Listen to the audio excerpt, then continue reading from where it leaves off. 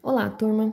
Então, começando a explicação para vocês conseguirem fazer os exercícios do PET 1 na primeira semana de Química, eu vou explicar para vocês, então, o que são soluções, tá? As soluções, elas são compostas de duas coisas, dissoluto e dissolvente. Você precisa do soluto e do solvente para você ter uma solução.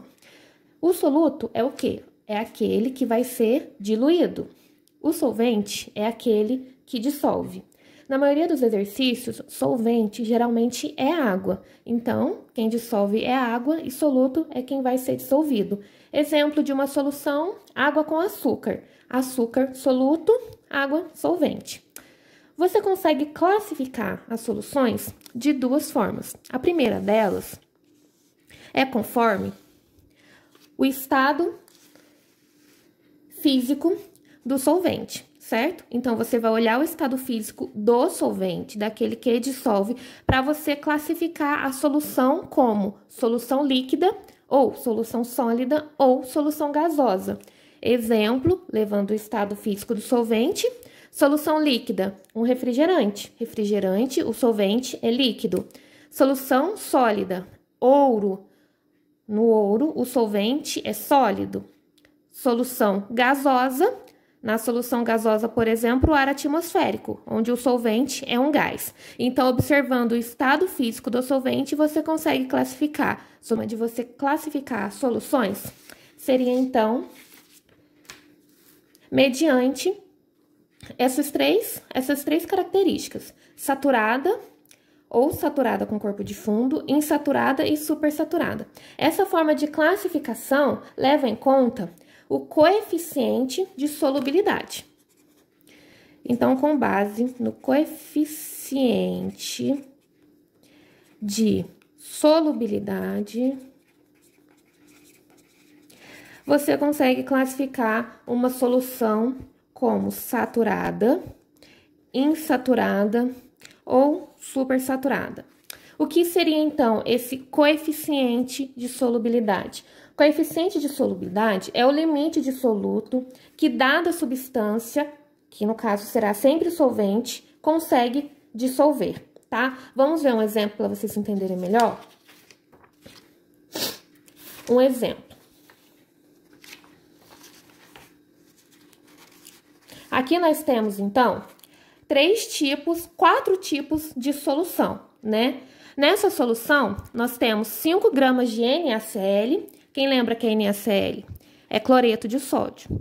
Então, você tem 5 gramas de NaCl dissolvido em 500 ml de água, 30 gramas de NaCl dissolvido em 500 ml, 50 dissolvido em 500 ml e 55 dissolvido em 500 ml. Geralmente, o coeficiente de solubilidade, o exercício te dá.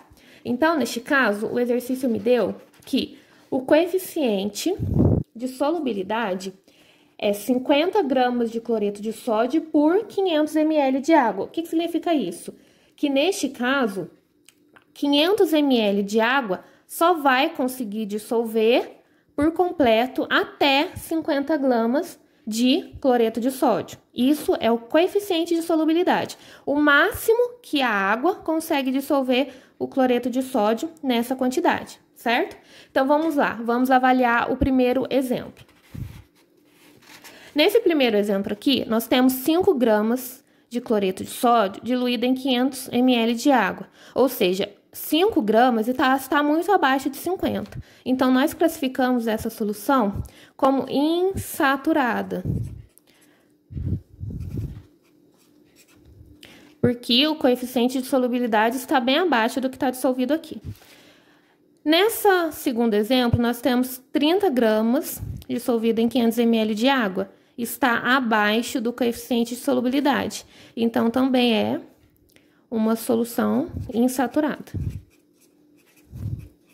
Toda vez que o coeficiente de solubilidade estiver abaixo do que é dado, é uma solução insaturada. Neste caso, agora, nós temos 50 gramas de cloreto de sódio dissolvido em 500 ml de água. O coeficiente de solubilidade está no limite, concordam? Aqui está dizendo que o limite para dissolver o cloreto é 50 gramas em 500 ml, e é o que a gente temos. Então, quando é esse caso, quando está no limite, nós dizemos que a solução está saturada, ou seja, está no limite do coeficiente de solubilidade. Neste caso aqui, prestem agora bem atenção. Nós temos um cloreto de sódio acima do que a água consegue diluir. Então, nós temos uma solução supersaturada? Não. Aqui, nesse caso, é uma solução saturada, porém, com corpo de fundo.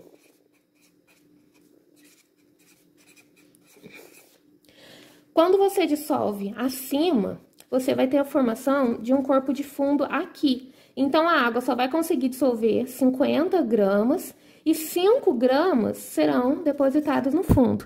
Ah, professora, mas como então a gente consegue ter uma solução supersaturada? A solução supersaturada só vai ser possível quando a gente tem uma mudança, e geralmente é o aquecimento da temperatura. Então, vamos dar uma olhada aqui. Para você ter uma solução supersaturada, você precisa aquecer a solução para que ela se torne totalmente diluída, para assim você conseguir dizer que ela está supersaturada. Do contrário, é só saturada com corpo de fundo. Então, vamos lá. Quando é supersaturada, o solvente, então, ele está dissolvendo o soluto acima do coeficiente de solubilidade. Então, vamos ver um exemplo. Aqui nós temos uma concentração com corpo de fundo.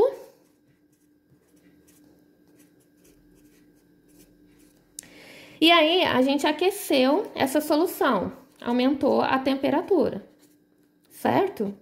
Quando você tem um aquecimento, você consegue diluir todo esse corpo de fundo aqui nessa solução. Então, nós temos, depois, com o resfriamento dessa substância, diminui a temperatura, nós temos, então, uma solução supersaturada. Solução supersaturada. Então, uma solução só vai conseguir ser supersaturada quando você tiver um corpo de fundo, né? Uma saturada com corpo de fundo, você aquece, você tem a diluição completa daquele corpo de fundo, resfria e você tem, então, uma solução supersaturada. Certinho? Aguardo os próximos vídeos para eu estar explicando para vocês e mostrando exemplos de como isso daqui cai nos exercícios em forma de cálculo, tá bom?